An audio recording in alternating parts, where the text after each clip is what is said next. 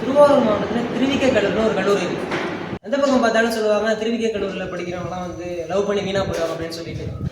வேறு கல்லூரிகளெலாம் லவ் பண்ணுறதே கிடையாதா? அப்படி இல்லை.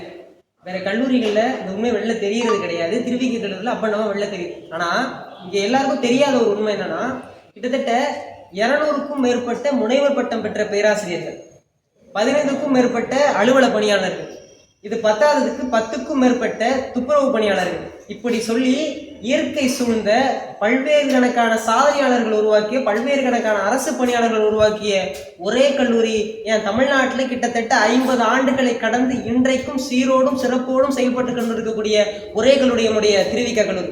அங்குள்ள மரம்லாம் நம்மகிட்ட பேசுங்க.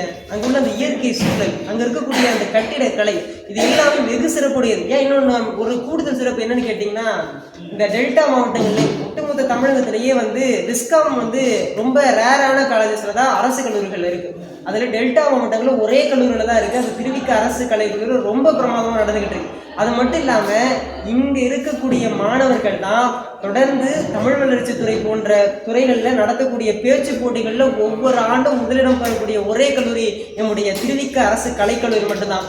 இன்னைக்கு நாளைக்கு இல்லை, இன்னைக்கு எத்தனை ஆண்டு காலம் எடுத்தாலும் திருவிக்க கல்லூரியின் பெருமையை நாங்கள் பேசுவோம், பேசிக்கொண்டே இருப்போம்.